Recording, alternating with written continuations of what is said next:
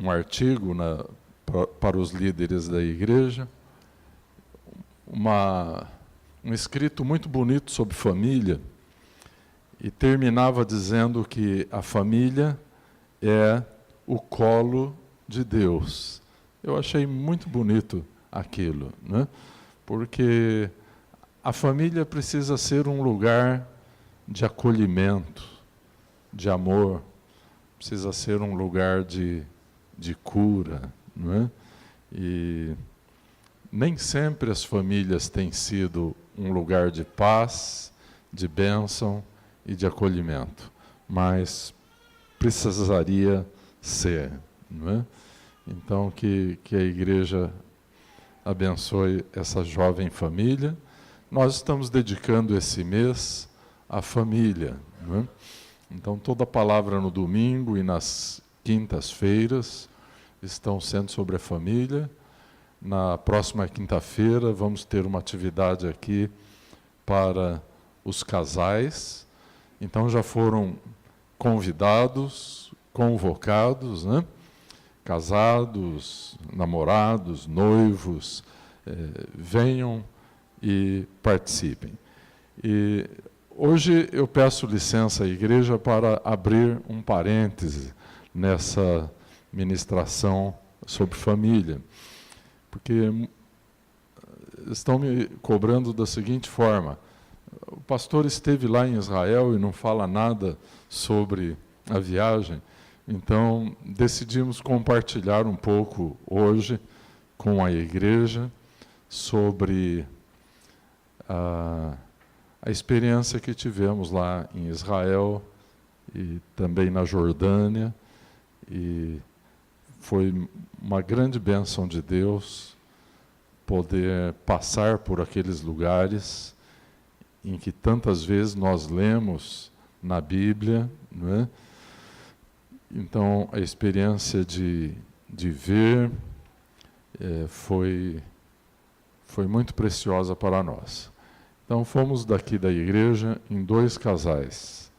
Eu, a Iveta, o Reginaldo e a Silvia, não é? E Reginaldo e a Silvia, fiquem de pé, por favor. Não é? Tá. Então, eu vou narrar algumas coisas aqui, e se vocês quiserem participar, terão toda a liberdade, tá? Então, podem vir aqui, me ajudar na narrativa das coisas que vivemos ali. Nós constituímos um grupo de 30 pessoas, e evangélicos, não é? Tivemos o privilégio de ter o pastor Hernandes Dias Lopes como líder do grupo.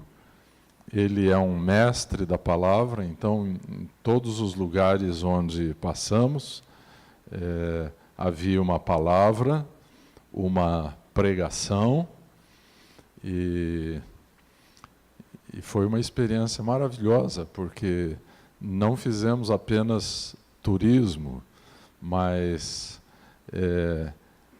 toda a excursão foi regada pela palavra de Deus, não é? Então, isso foi maravilhoso. O pastor Hernandes nos encorajou muito a levarmos um grupo da igreja para fazer essa viagem. E eu falei, vamos colocar isso diante de Deus em oração, não é? Para ver se isso realmente é do Senhor e se isso vai prosperar, não é? Mas então, nós queremos dividir com vocês hoje alguma coisa sobre a nossa viagem. Houve entre nós um companheirismo muito, muito grande. Tínhamos no grupo, além do pastor Hernandes, uns 3 ou 4 pastores, não é? E então foi um tempo assim maravilhoso. E a terra de Israel, e mais especificamente Jerusalém, é um local de peregrinação religiosa já há muito tempo. Desde o reino davídico e depois com a construção do templo por Salomão, Jerusalém tornou-se um lugar de peregrinação. Muito antes da construção do templo, Deus ordenou ao patriarca Abraão que se dirigisse àquele lugar, ao Monte Moriá. O Monte Moriá é onde está hoje a esplanada do templo, né? O monte, na verdade, Herodes o Grande fez um trabalho de terraplanagem e assentou ali aquilo que era uma das grandes maravilhas arquitetônicas do mundo, o templo de Jerusalém, não é? E então Abraão percorreu aquelas terras, caminho de 3 dias até chegar ao Monte Moriá, onde ele iria oferecer em sacrifício, em holocausto, o seu único filho, Isaque. Exatamente o filho que fora a grande alegria daquele casal, cuja esposa era uma mulher estéril. E aquele filho, então, veio pela promessa. Aí o nome Isaque, sorriso, né? E Abraão, então, amando de Deus, leva Isaque para oferecê-lo no Monte Moriá, como sacrifício. E ele diz aos seus serviçais: nós subiremos, adoraremos e voltaremos. De alguma forma ele creu como profeta que o seu Deus era capaz de ressuscitar o menino, mas ele estava determinado a obedecer a Deus. Portanto, aquele lugar é um lugar especial da terra. Posteriormente, o templo foi destruído no ano 70 pelo general Tito, que tornou-se posteriormente imperador de Roma, e o templo foi destruído contra a vontade de Tito,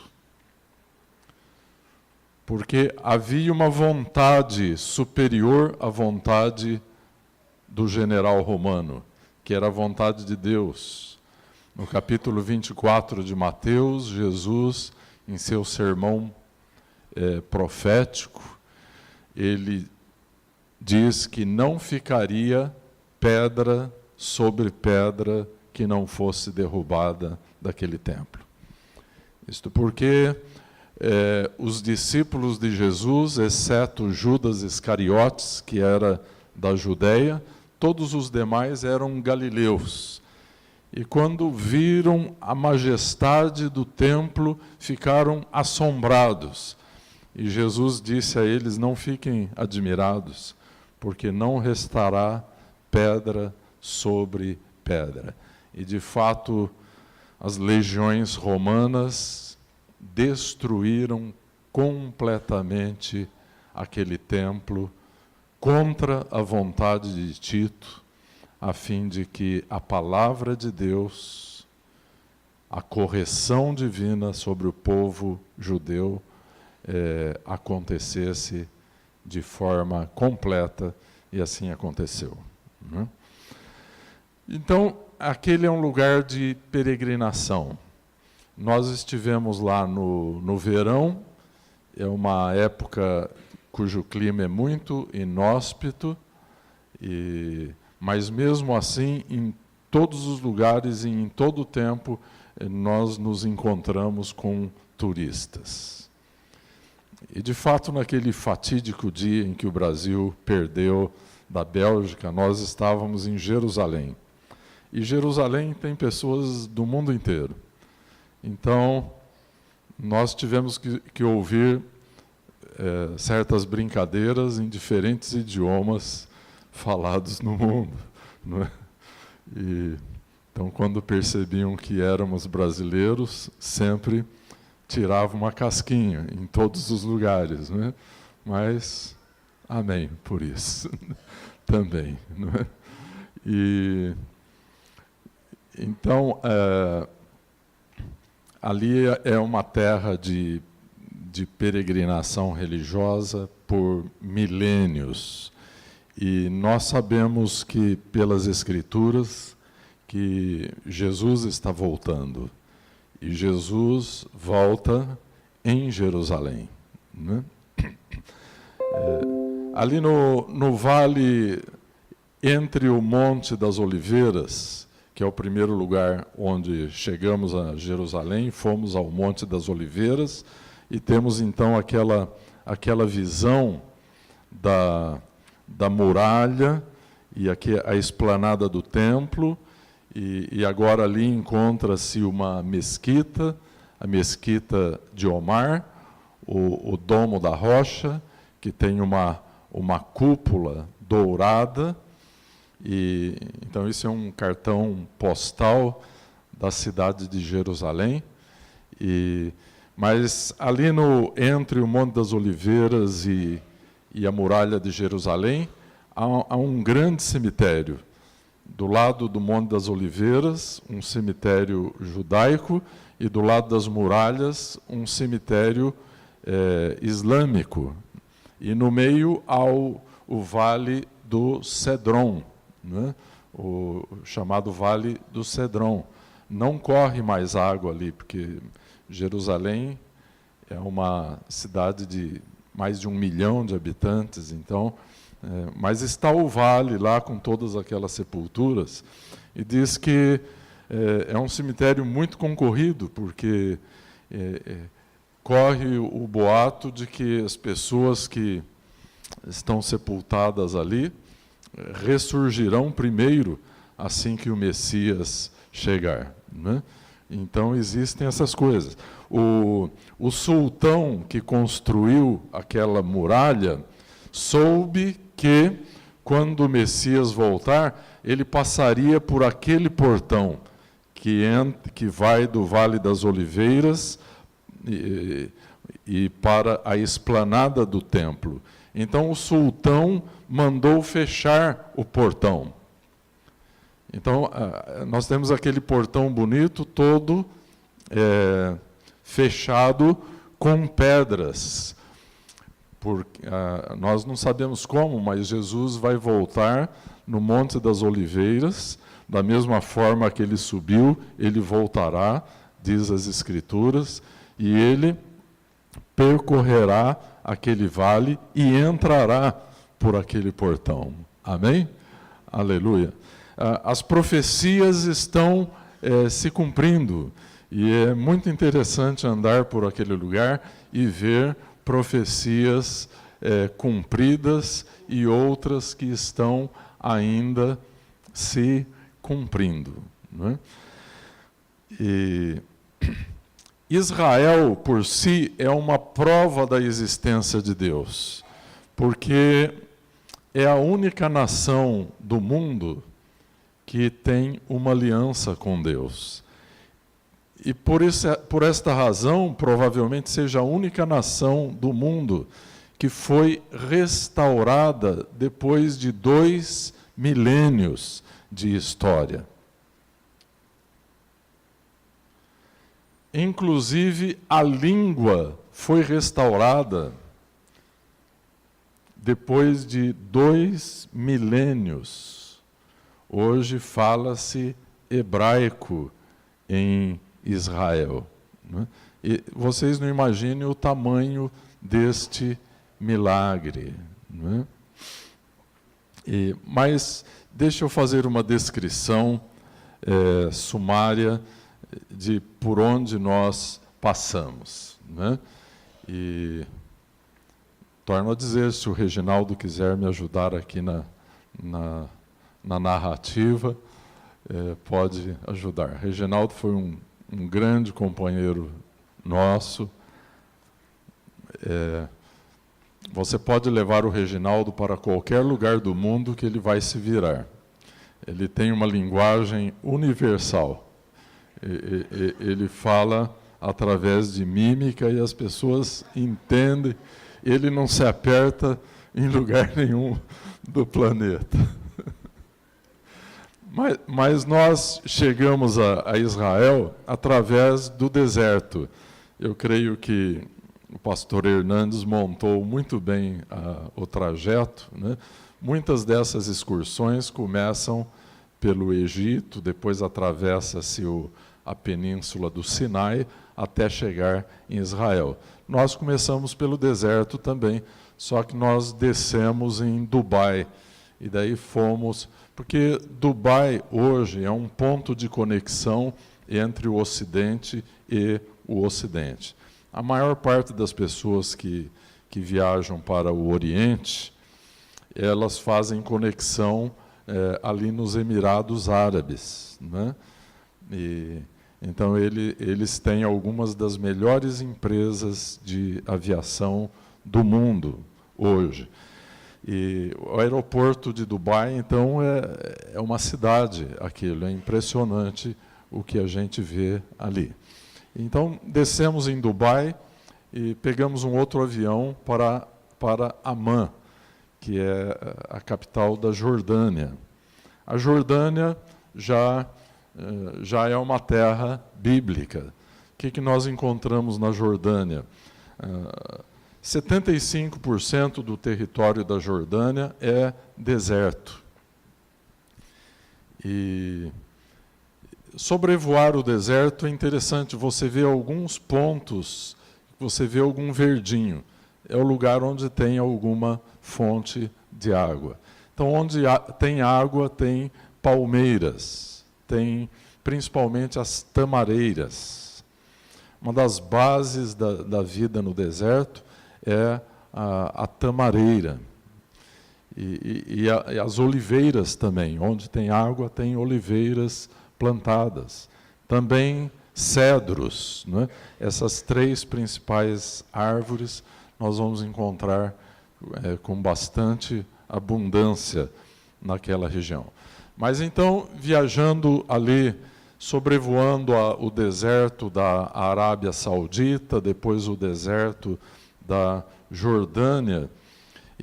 Então, não importa de onde você esteja peregrinando, você atravessa um deserto antes de chegar ali na terra de Canaã. Se você vier pelo Egito, você vem pelo deserto do Sinai. Se você vem da África, ou mesmo do Egito, você atravessa o deserto do Saara. Se você vem pelo Golfo Pérsico, você atravessa o deserto da Arábia Saudita, o deserto da Jordânia. E, por fim, você chega a um mar. Então, o peregrino ele vem pelo deserto e ele chega a um mar, que é o Mar Morto. Mas o Mar Morto é uma miragem, porque ali não existe vida, nenhuma vida. E a água que nós consumimos tem 0,5% de minerais. A água do Mar Morto tem 35%. A água é tão salgada que você tem que tomar cuidado como você lida com aquela água para não sofrer algum problema de saúde, na boca, na pele, nos olhos. Tá. Ela está sugerindo para passar as fotos, né? Mas então, antes de colocar as fotos, deixa eu só explicar a respeito do deserto. A peregrinação espiritual, ela tem determinadas metáforas. Quantos aqui já ouviram falar sobre a teologia, a espiritualidade do deserto? Quantos já ouviram falar? Essa não é uma coisa muito popular nos dias de hoje, porque o movimento evangelical dos dias de hoje, o lugar onde buscamos a Deus é no deserto. E os profetas dizem que Deus nos leva ao deserto para falar ao nosso coração. Quando a palavra de Deus veio para o povo de Israel, ela veio de onde? Ela veio do deserto. Quando, cumprindo-se Isaías, a voz que clama no deserto, João Batista, a pregação de João Batista veio de onde? Veio dos palácios de Jerusalém? Não. A voz do arrependimento veio pelo caminho do deserto, né? Então também nós atravessamos o deserto e conhecemos então algumas coisas no deserto da Jordânia. Eu queria mostrar então, pode passar o primeiro, esse memorial. Se apagarem as luzes aqui, vai ficar melhor. Esse memorial, memorial de Moisés, está no Monte Nebo. O Monte Nebo fica na terra dos Moabitas. Como vocês sabem, os Moabitas são descendentes de Ló, assim como os Amonitas. Então, na atual Jordânia, nós vamos encontrar a terra dos Amonitas, a terra dos Moabitas e a terra dos Edonitas, que eram os descendentes de Edom, ou de Esaú, irmão de Jacó. Como vocês sabem, Jacó filho de Esaú, irmão de Jacó. Como vocês sabem, Jacó ficou com a primogenitura, embora Esaú tenha nascido primeiro. Os dois eram gêmeos, né? E qual a importância deste lugar, deste memorial no Monte Nebo? No capítulo 29 do livro de Deuteronômio, Deus diz a Moisés para Moisés subir ao Monte Nebo. E do local onde nós estivemos, no Monte Nebo, depois de subir uma estrada muito sinuosa, chegamos no topo do Monte Nebo. Ali, no século IV, foi construída uma basílica que foi posteriormente destruída por um terremoto e ela está sendo restaurada. Então, nós fomos nesta basílica e na frente há um mirante. É quase que certeza que foi dali que Moisés avistou toda a terra de Canaã. E dá para ver desde o Mar Morto, Jericó, até o Monte Hermon, que tem quase 3.000 metros de altitude, e o seu cume é coberto de neves, e o Rio Jordão é formado pela neve que derrete do Monte Hermon, não é? E então, do local onde Moisés estava, dava para ver toda a Canaã. Só que Deus não permitiu que Moisés entrasse na terra de Canaã. Pode prosseguir? Então, volte ao memorial, por favor. Ninguém sabe onde Moisés está sepultado aí no Monte Nebo.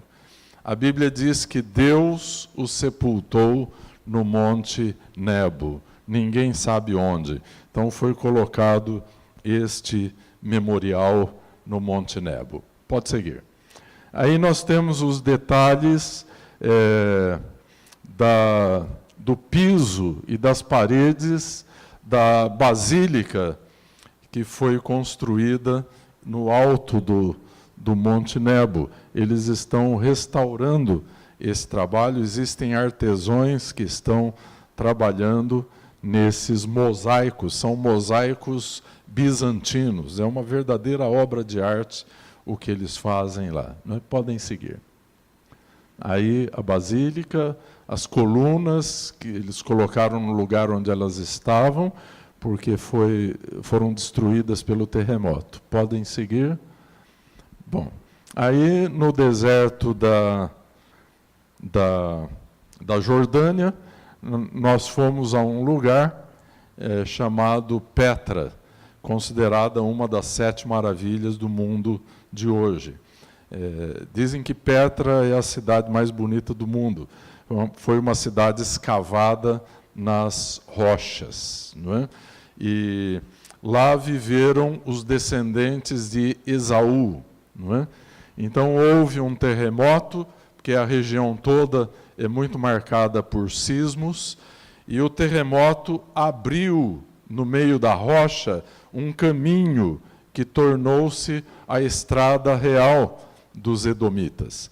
Então, Edom era uma fortaleza inexpugnável.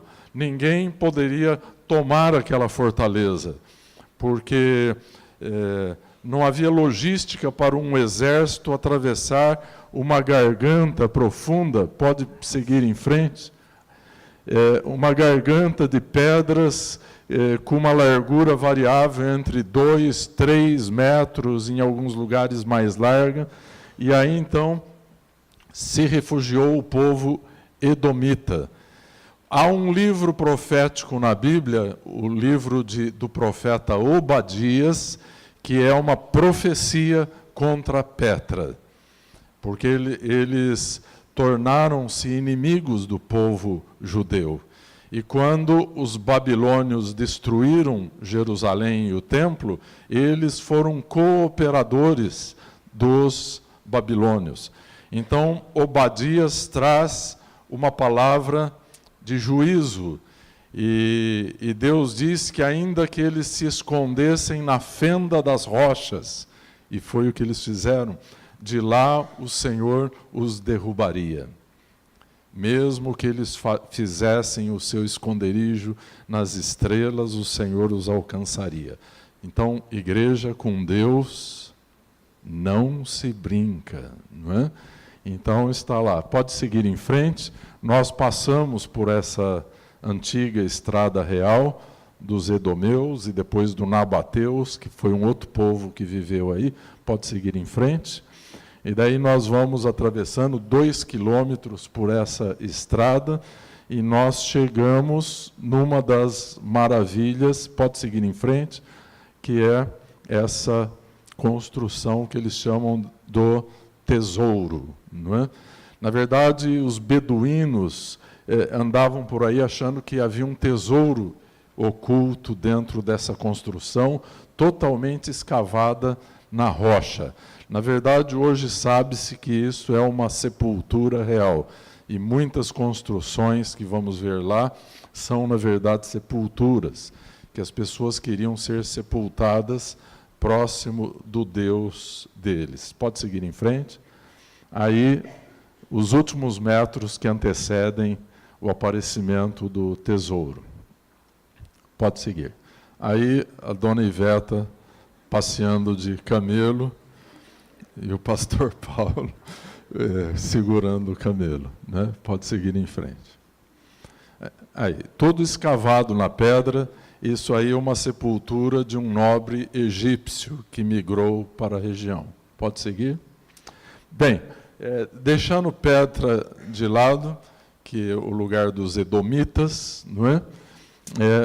Essa construção aí abriga uma coisa que nós conhecemos muito bem.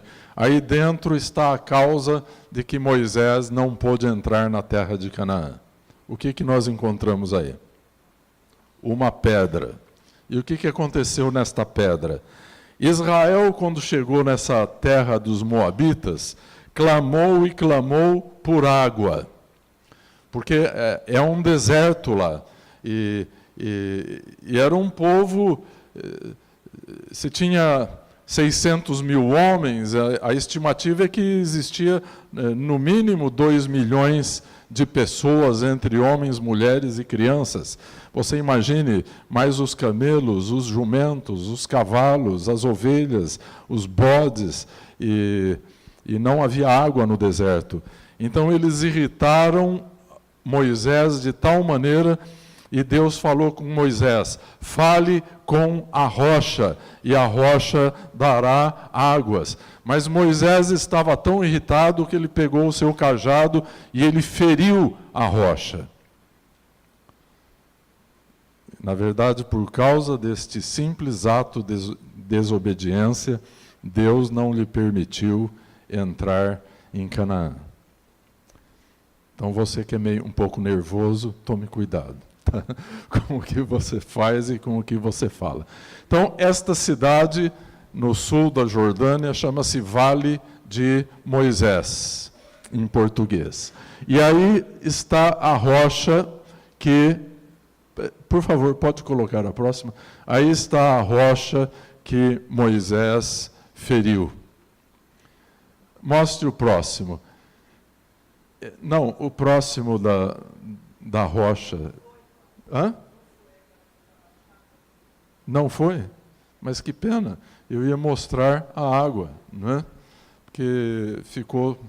Não está lá no arquivo? Tá. Elas peneiraram todas as fotos que eu havia colocado. Pode voltar lá na rocha, a história não terminou ainda. Aqui, ó, quando você olha aqui, e eu peguei essas águas aqui, eu sempre imaginava que saísse um filete de água da rocha.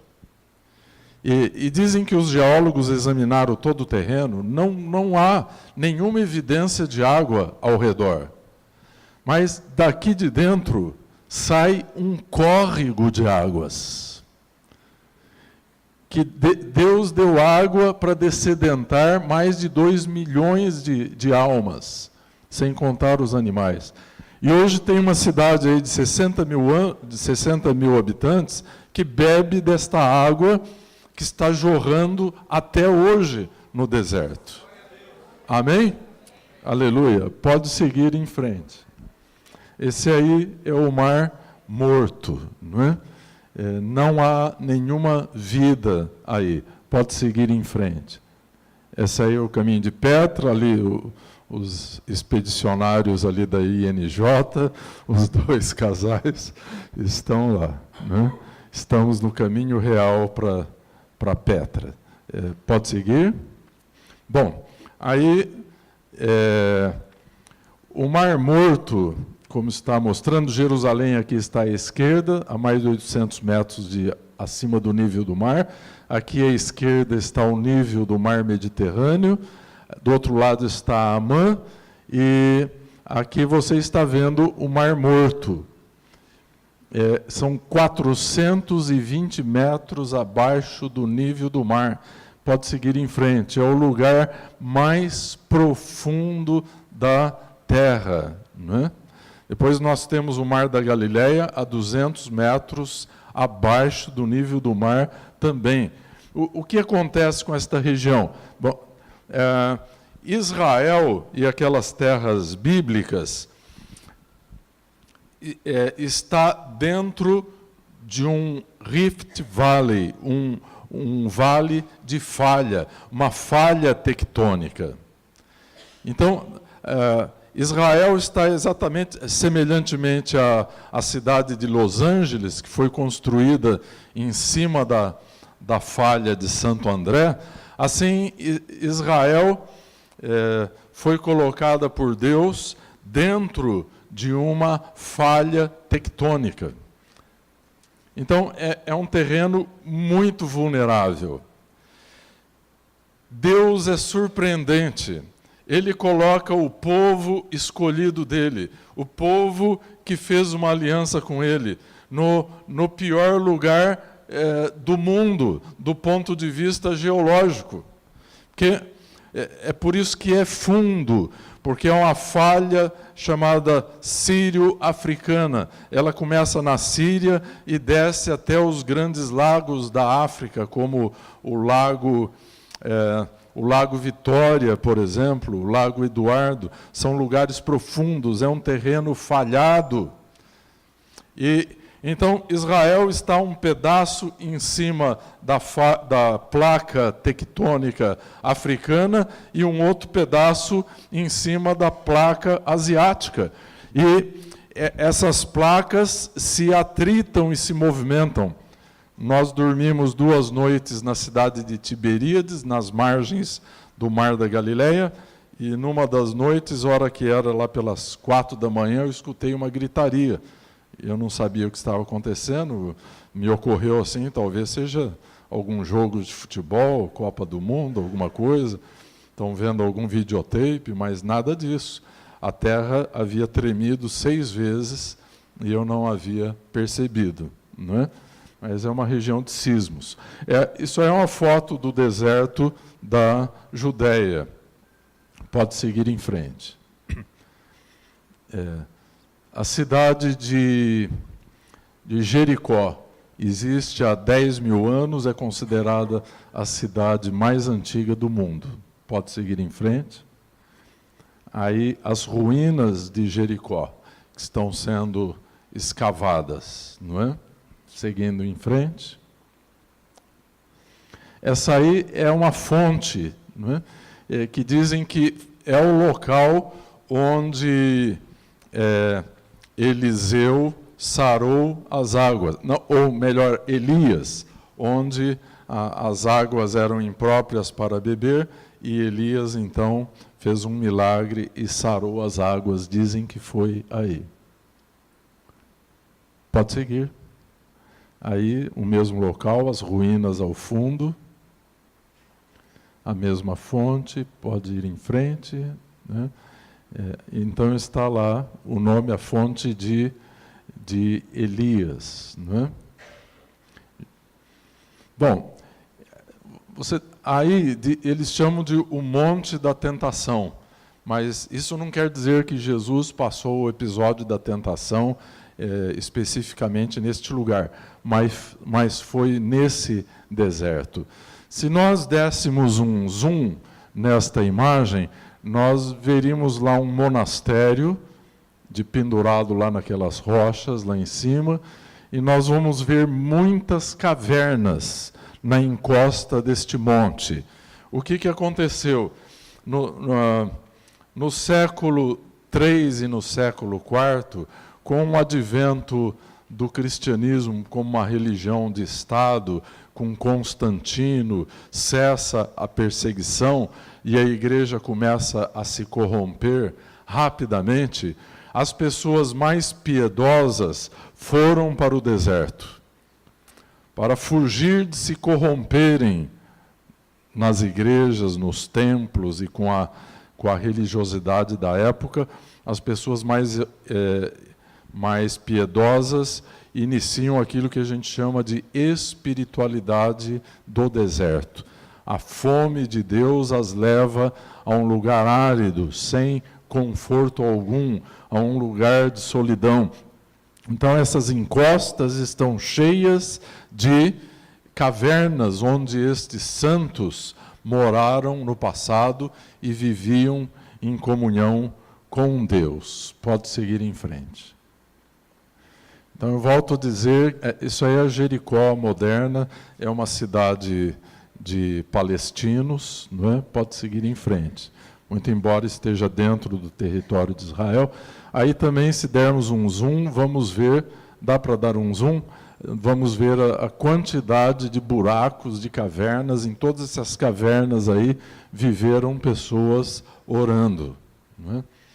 Agora, se você imaginar que isso aí faz muito calor no verão, você pode imaginar que um pedacinho de sombra, não é, pode valer muito, não é? Por exemplo, eu em Dubai fiquei tão desesperado com o calor que eu peguei a Iveta e falei, vamos entrar numa loja. E entramos numa loja. E daí foi lá que nós tivemos que gastar alguns dólares, porque para não morrer de calor lá fora. Porque nós pegamos 59 graus de calor. Você já imaginou o que é 59 graus, né?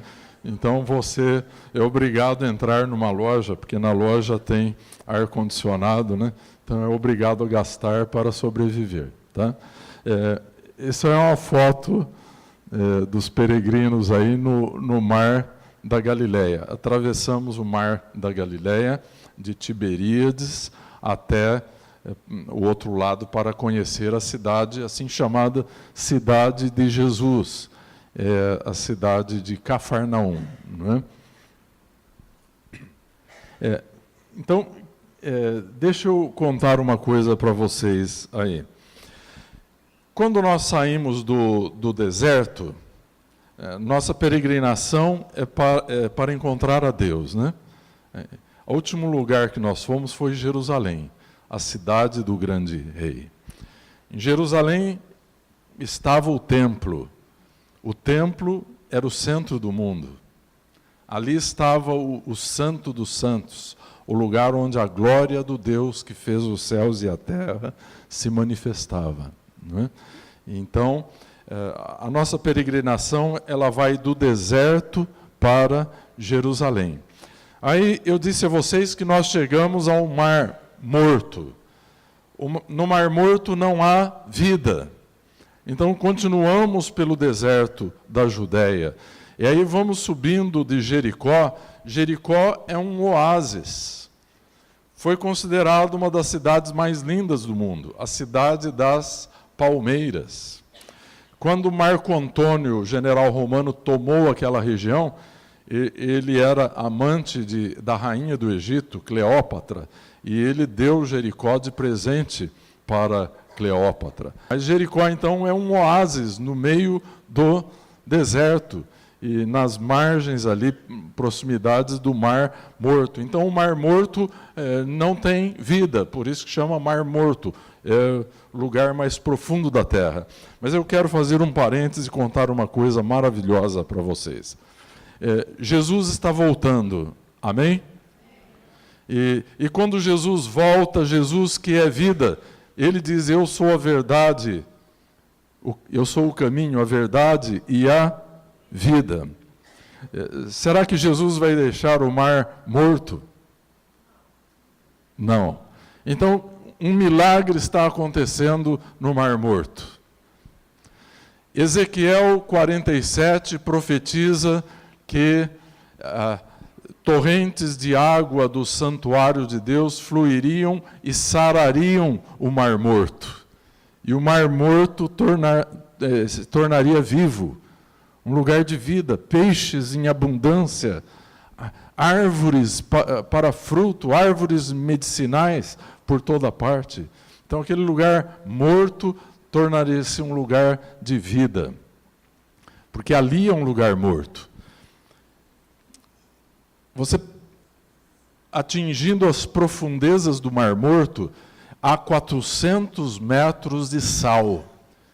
E abaixo desta camada de sal, os arqueólogos encontraram vestígios de uma cidade.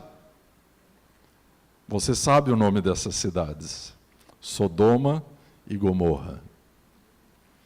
Ali é um lugar de morte, de juízo. É um lugar onde a ira de Deus foi derramada. Mas assim que Jesus volta, será um lugar de vida. Então, o que está acontecendo? A coisa de uns 12, 13 anos atrás, começaram a surgir afloramentos de água. Dizem que até 2010 haviam 150 afloramentos de água doce, que eles chamam de bolaines. E essas bacias foram surgindo ao redor do Mar Morto. E aí vegetação foi se formando ao redor desses bolaines. Porque a terra lá é fértil, só falta água, não é? Então, daí foram encontrando peixes dentro desses bolaines. Hoje existem mais de 1.500 bolaines ao redor do Mar Morto. Mais algumas décadas, o Mar Morto estará vivo. Amém? Esses são os milagres do nosso Jesus, amém? Aleluia. Então, se você for lá, precisa visitar os bolaines do Mar Morto. Mas aí nós estamos no Mar da Galileia. Então, o peregrino sobe pelo Rio Jordão e, de repente, ele chega no Mar da Galileia. Mar da Galileia, ou Mar de Genezaré, ou Mar de Tiberíades, na verdade não é um mar, é uma enorme lagoa formada pelo Rio Jordão. Porém, para quem vem do deserto, desesperado na sua fome e sede de Deus, o mar, o lago de Genezaré é um mar, é um grande milagre de Deus. É uma fonte de água que abastece com peixes, que irriga toda aquela região. A Galileia é uma coisa linda, são pomares para todo lado, plantações de tâmara para todo lado, não é? Pomares de mangueiras e outras frutíferas, hortas. As verduras, os legumes lá são maravilhosos. Eu nunca havia comido vegetais tão saborosos. Mas aí nós estamos no Mar da Galileia, pode seguir em frente. Nós estamos atravessando aí para... Próximo, por favor. Isso aí, a Ivete está nas margens do Mar da Galileia, próximo do lugar onde Jesus encontrou os discípulos após a ressurreição, que não haviam pescado nada, e foi por aí que foi aquela pesca maravilhosa.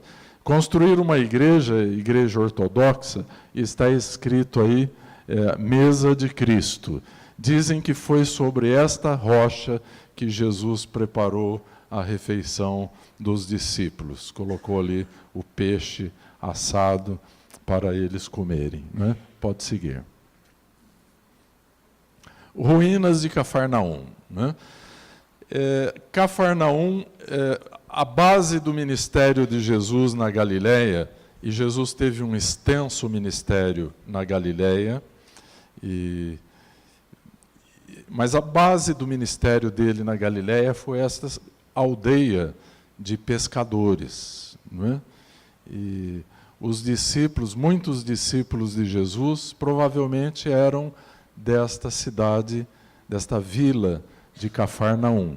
Então, restam aí o que sobrou das casas, não é?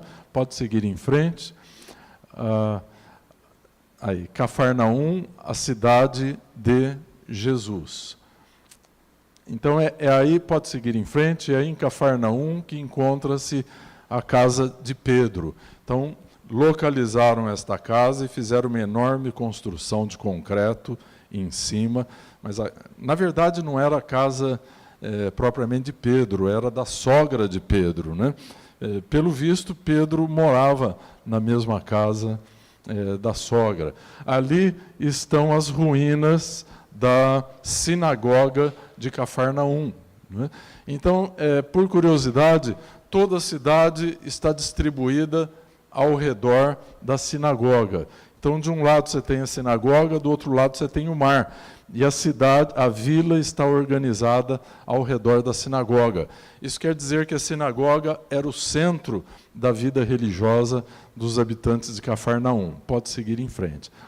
Aí está dentro da sinagoga.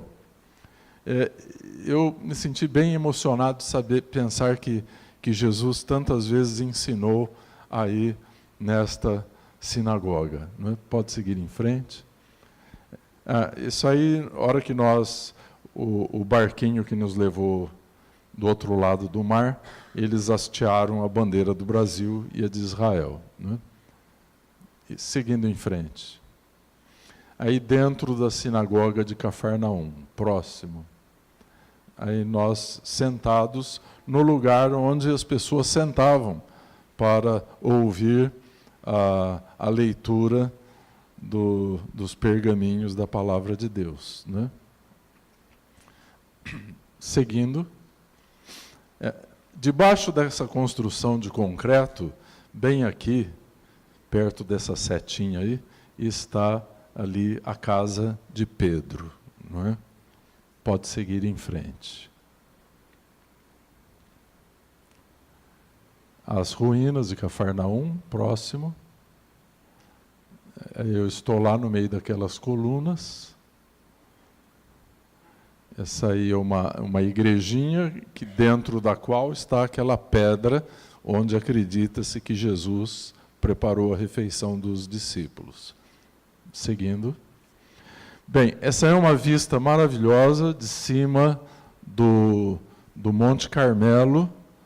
Esse é o vale que nós chamamos de Vale do Armagedon. Na verdade, é o Vale do Megido.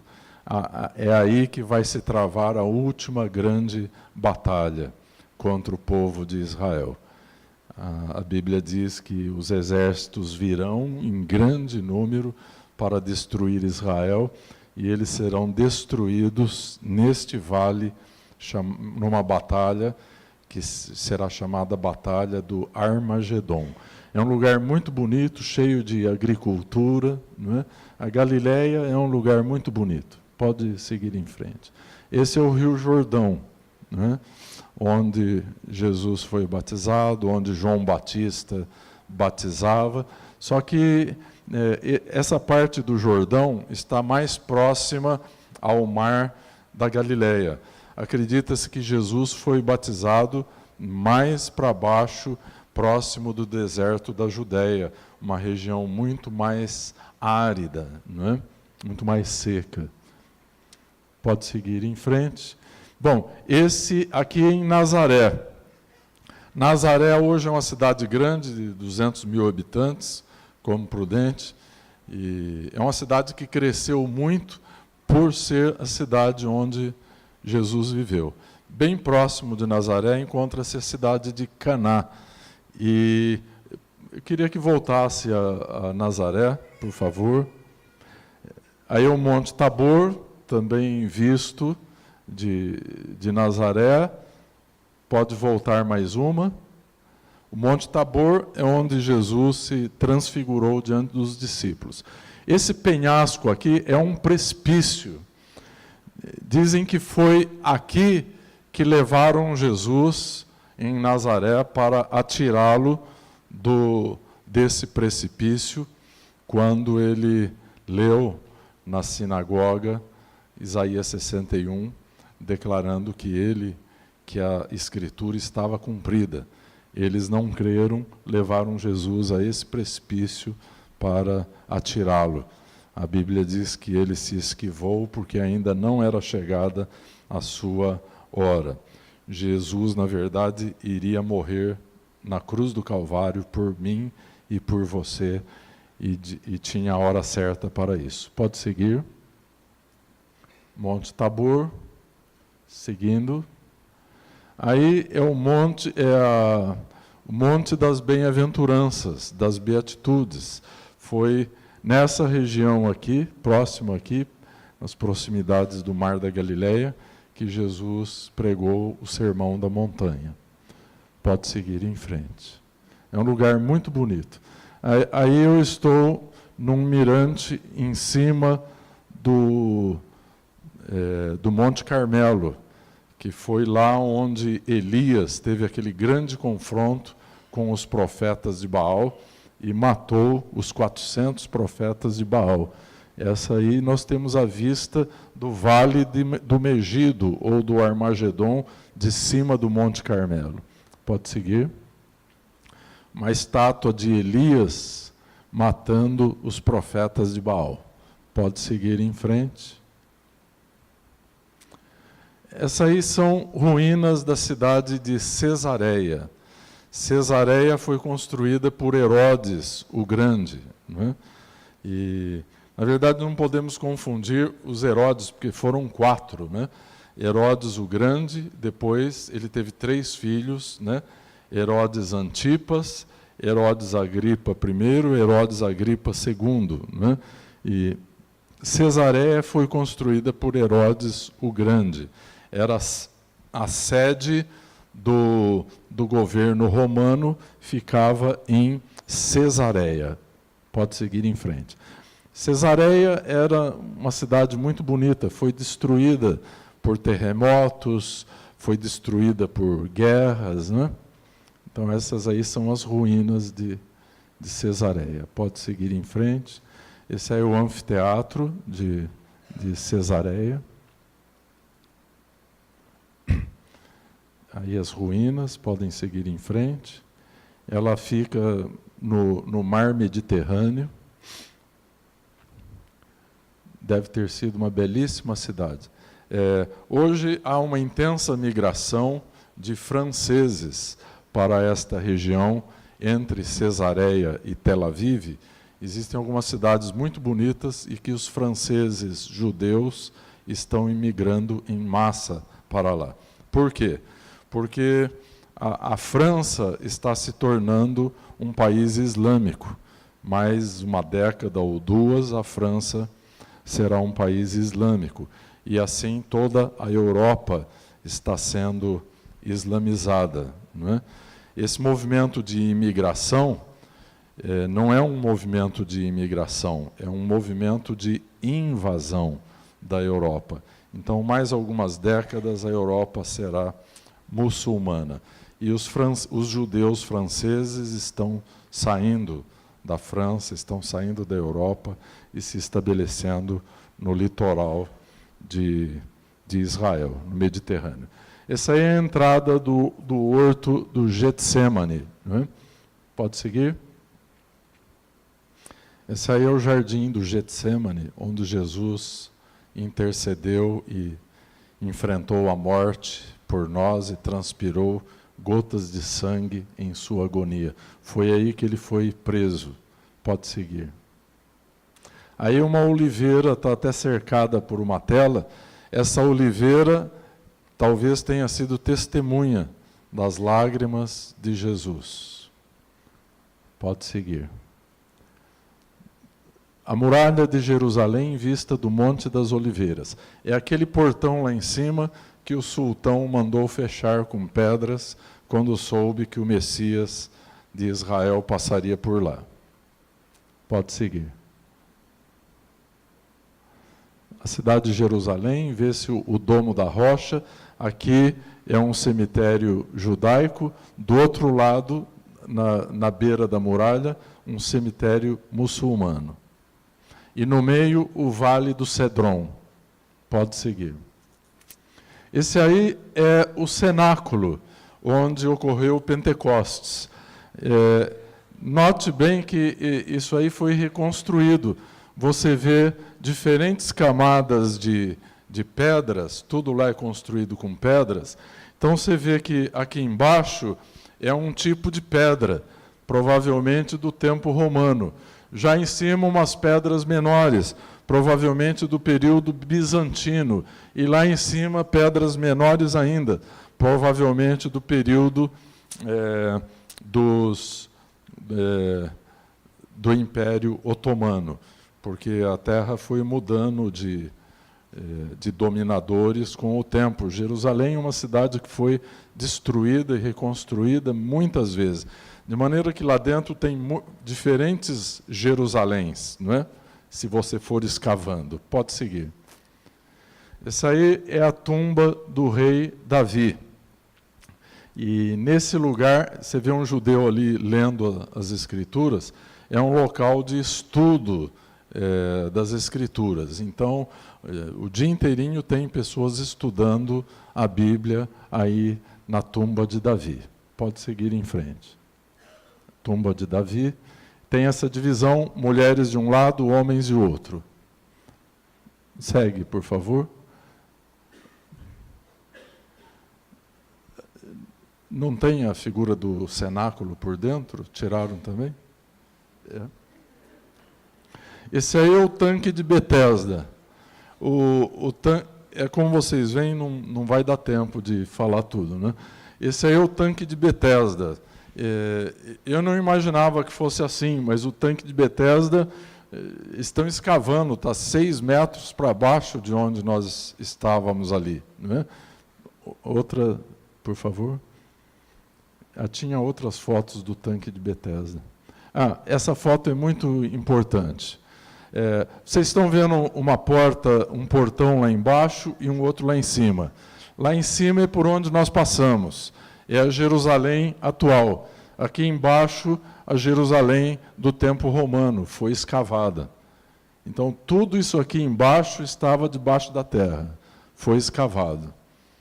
Então, Jerusalém tem várias camadas, porque é uma cidade que tem mais de 3.000 anos de história, né? Então, recentemente descobriram o palácio do rei Davi, mas como? Escavando, escavando, escavando, chegaram lá e descobriram, né? Então, Jerusalém é um sítio arqueológico em pesquisa constante. Pode seguir. Um sítio arqueológico em pesquisa constante. Pode seguir em frente. Essa é a Porta dos Leões. Próxima desta porta, Estevão foi apedrejado, foi martirizado. Esse é o Monte Calvário, Gólgota em aramaico. Gólgota quer dizer caveira, porque se você olhar de frente o Monte Calvário, é feio, parece mesmo a cara de uma caveira. Está na área palestina e os palestinos não cuidam bem das coisas sagradas dos cristãos. Eles colocaram um muro, escreveram tudo em árabe em cima, tem muito lixo espalhado por toda parte, parece que eles fazem a propósito, né? E tem uma garagem de ônibus. Isso é uma foto de 1901.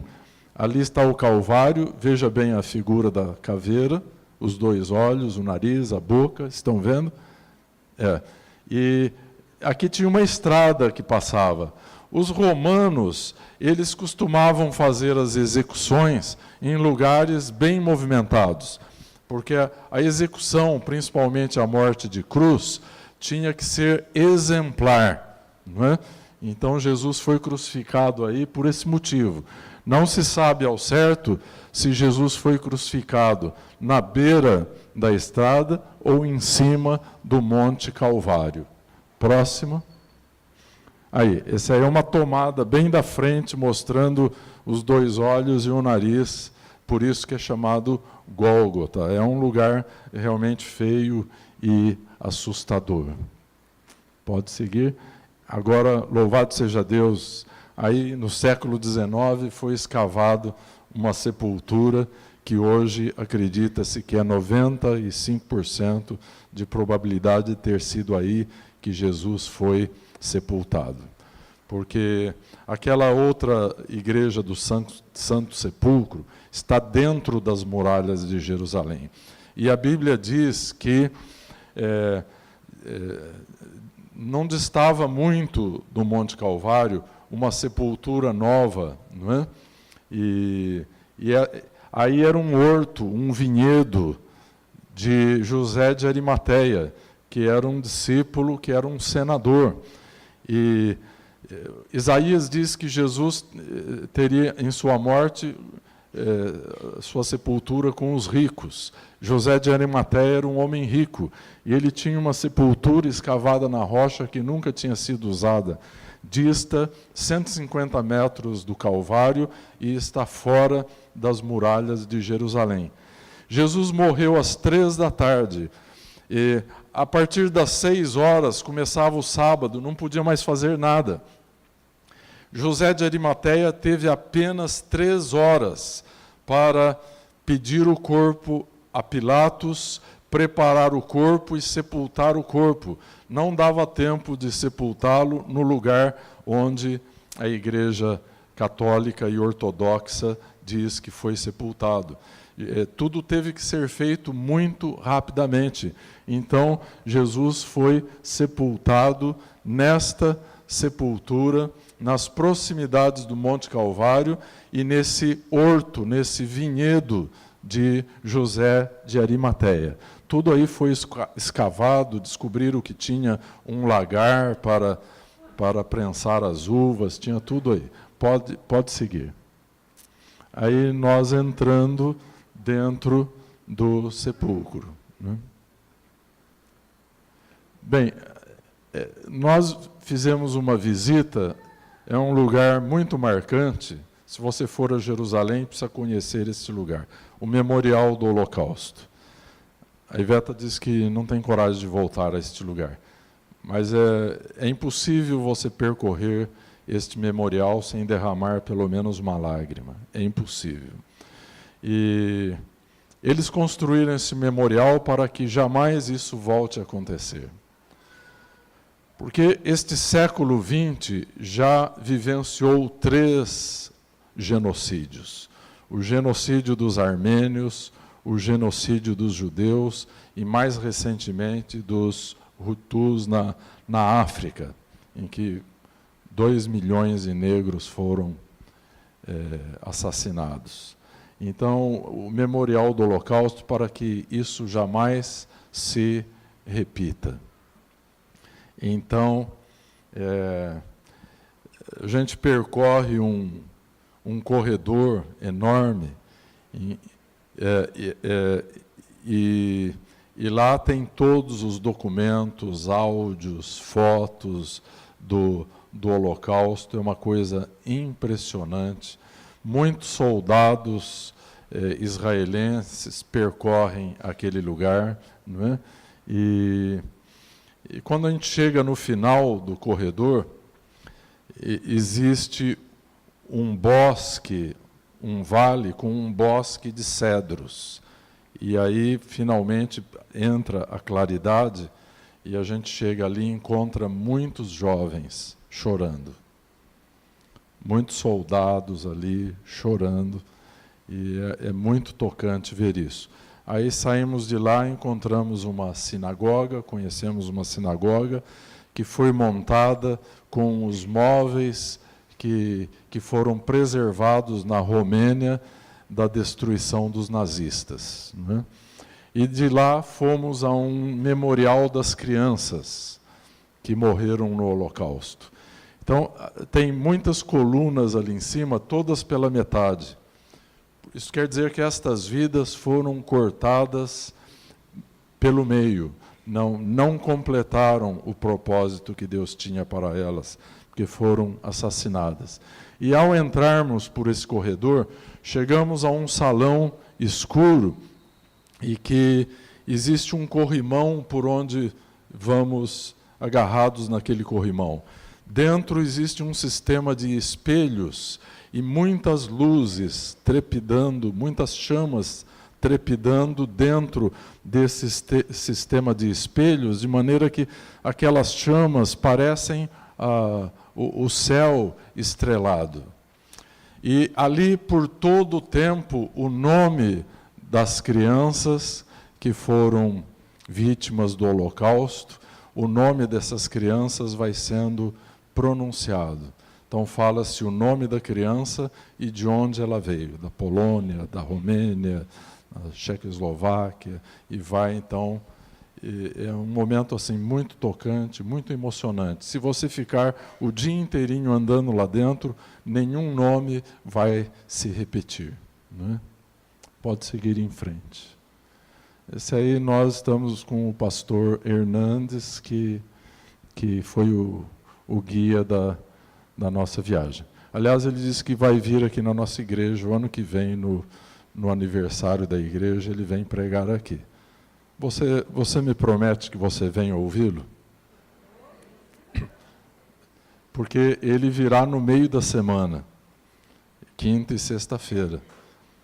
E normalmente vocês não vêm na igreja no meio da semana. Mas se vocês prometerem que virão, não é? Esses dias me falaram assim: não, pastor, convide os membros das outras igrejas, que eles virão. Mas, meus irmãos, essa bênção vai ser para vocês, não para os membros das outras igrejas, não é? Ele é um dos melhores mestres da palavra de Deus que o Brasil tem hoje, né? Ele aceitou vir aqui, mas eu soube que só para abriu a agenda dele esse mês, ele já tem mais de 1000 convites para pregar em diferentes lugares do Brasil, né? Então, se ele vier aqui, eu creio que vem, você me garante que você vem na quinta e na sexta para ouvi-lo? Tá? Então, tá bom.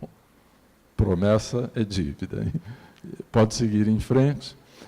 Essa aí é uma coisa interessante. A casa do Simão Curtidor, em Jope. É onde Pedro estava lá e teve a visão para ir na casa de Cornélio, não é? Do centurião Cornélio. Porque teve um Pentecostes em Jerusalém, depois teve o Pentecostes na casa de Cornélio. Só que em Jerusalém era só judeu.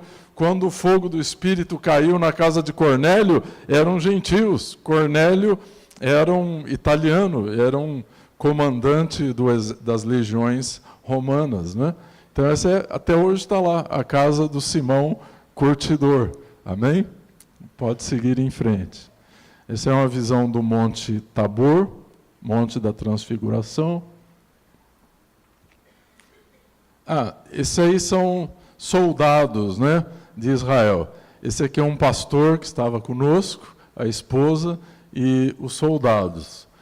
Dentre estes havia um brasileiro, provavelmente, com certeza, filho de judeus. E lá em Israel, todo jovem tem que servir o exército. Os moços, a partir de 18 anos, 3 anos servem o exército. E as moças, 2 anos no exército. Né? E toda a disciplina militar. E a cidadania forma-se no exército. Então perguntaram, o nosso guia era judeu, e perguntaram para ele, e drogas, essas coisas, né? Alcoolismo, todas essas coisas, como é aqui em Israel? Ele disse, não tem, porque os nossos jovens estão todos no exército. Porque eles têm que doar 3 anos da vida deles para a defesa do país, e as mulheres 2 anos. Então ali é formado o senso de cidadania. E aí o nosso guia judeu falou, essa é uma razão também pela qual Israel não tem grandes jogadores de futebol.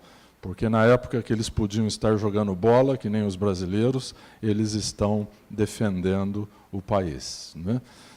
Tem um cemitério só de jovens judeus mortos nas guerras. Então diz que é um lugar muito triste de se visitar, porque todos jovens de 18, 19 anos e que foram sepultados lá.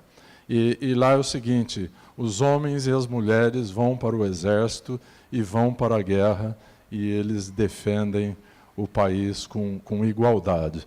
Então aí tem um grupo de meninos e meninas do exército de Israel. Pode seguir? Eu acho que deve ter terminado, né? Tem mais algum? Tá. Então, aí eu estou pegando a água da fonte de Moisés. Essa cidade chama-se Vale de Moisés.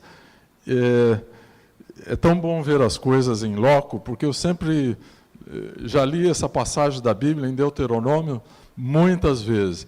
E eu sempre achava que era uma rocha que Moisés bateu e esguichava uma aguinha assim. Mas não é nada disso. É um verdadeiro rio que nasceu desta rocha aí. Ninguém sabe de onde veio a água. E está jorrando até hoje lá. Tem mais alguma aí? Tá. Eu estava com essa roupa ali, e eles ficaram dizendo que eu era o Indiana Jones da expedição.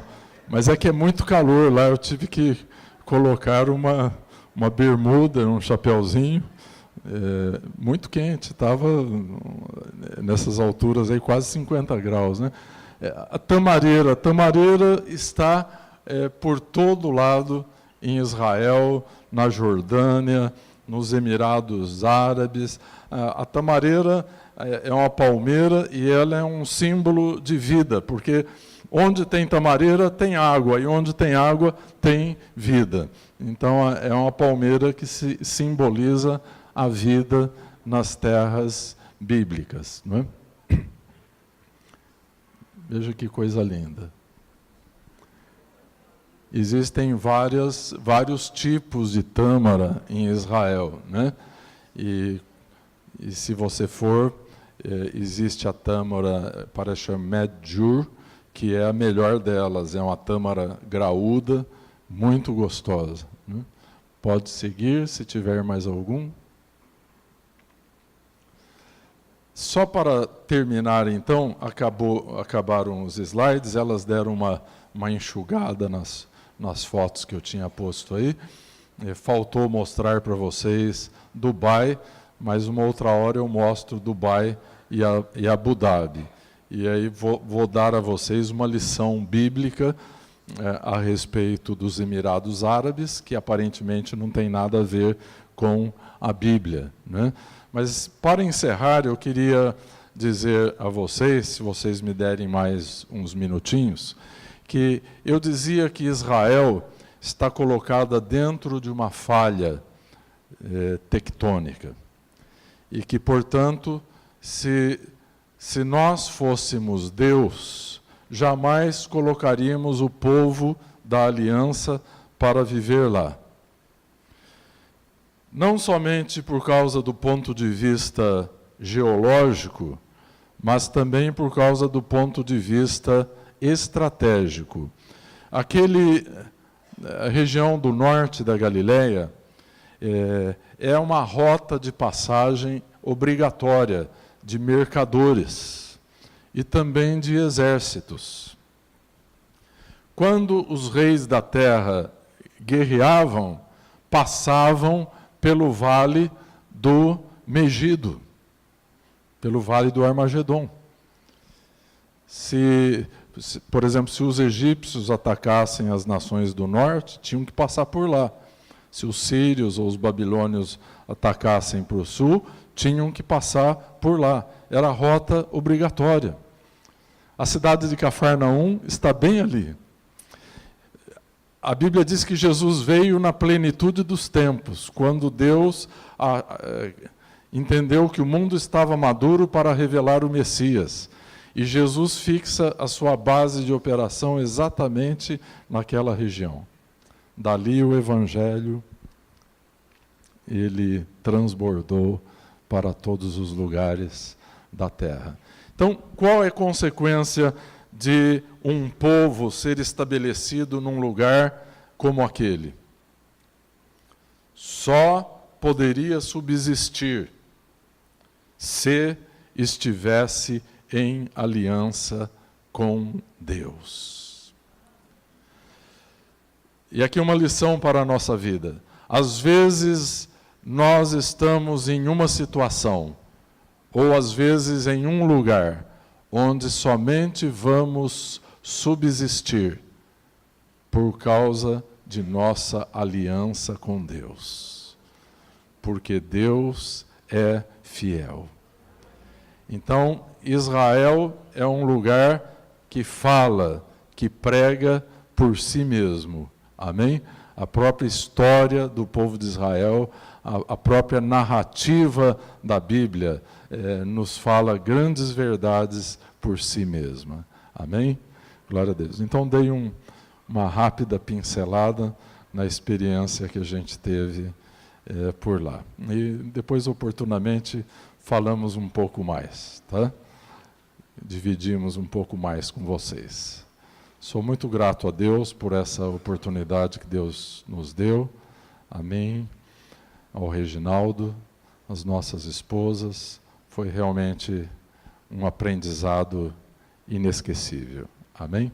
E para você que não conhece Israel, todos somos peregrinos.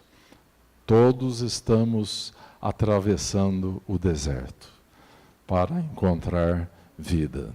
Amém? E Jesus é vida. Ele é a fonte das águas da vida. Talvez por isso, agora nas proximidades da segunda vinda de Jesus, o mar que sempre foi dito o mar morto, o assoalho mais profundo do planeta Terra, nós vamos viver ainda o suficiente para ver o mar morto vivo. Amém? Aleluia! Assim você, pecador que não conhece a Jesus, venha para Jesus. e você encontrará vida, você encontrará perdão para os teus pecados, você vai encontrar a paz que você procurou e não encontrou em nenhum outro lugar e em ninguém. Jesus é vida, Ele é o nosso Yahvé Shalom, Ele quer mudar a nossa vida para sempre. Então a Bíblia diz: se hoje ouvirdes a sua voz, não endureçais o vosso coração, porque aquele que vem, virá e não tardará, diz a palavra do Senhor. Amém? Vamos